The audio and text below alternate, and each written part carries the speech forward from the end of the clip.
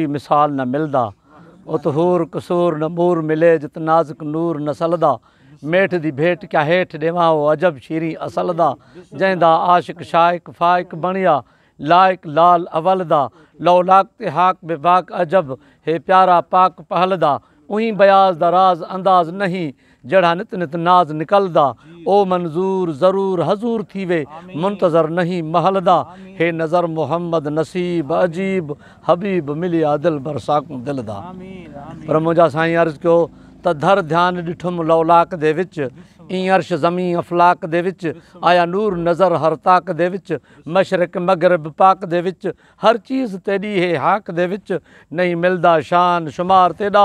वह जलवा जमाल है जा बजा थिया आला अजब इज़हार तेरा लख लोक लिखन ना लिख सकदन बस सिर्फ तो सना सिंगार तेरा। वंज वण टुणकूं कर ख्याल ॾिठुम वंज वण टुणकूं कर ख्याल ॾिठुम कर गुल फुलकूं गुमहाल ॾिठुम विचूं तेॾे ई सभु लाल ॾिठुम तेकूं हर कंहिं दालज पाल ॾिठुम तैना कंहिं दी कीन मजाल ॾिठुम हे हर हिकु विच हुबकार तेरा वह जलवा जमाल हे जा बजा थिया आला अजब इज़हार तेरा लख लोक लिखन ना लिख सकदन बस सिर्फ तो सना सिंगार तेरा।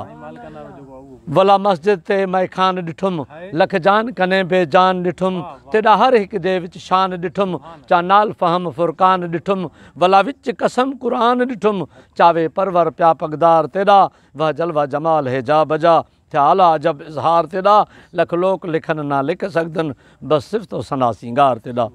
विच शान आया फुरकान आखां तेरा शान शाही जी शान आखां सब ग़ुलाम तेरे गिलमान आखां हर जिन्नो मलक इंसान आखां हई मालिक हर दो जहान आखां रंग रूई ज़मी रंगदार तेरा वह जलवा जमाल है जा बजा थिया आला अजब इज़हार तेरा लख लोक लिखन ना लिख सकदन बस सिर्फ तो सना सिंगार तेरा।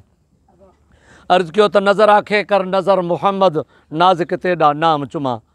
नज़र आखे कर नज़र मोहम्मद नाज़िक तेॾा नाम चुमा कर सिर कदमे तेॾियां तिलियां पाक तमाम चुमा जुमुल जहान हे विच जहींदे मीम वाली सा माम चुमा कारण बणिया कान जहींदे सोई इश्क इमाम चुमा सलवात चुमा सलाम चुमा ऐन अजब इस्लाम चुमा बनता दिल ताबेदार तेरा वह जलवा जमाल है जा बजा थिया आला अजब इज़हार तेरा लख लोक लिखन ना लिख सकदन बस सिर्फ तो सना सिंगार तेरा।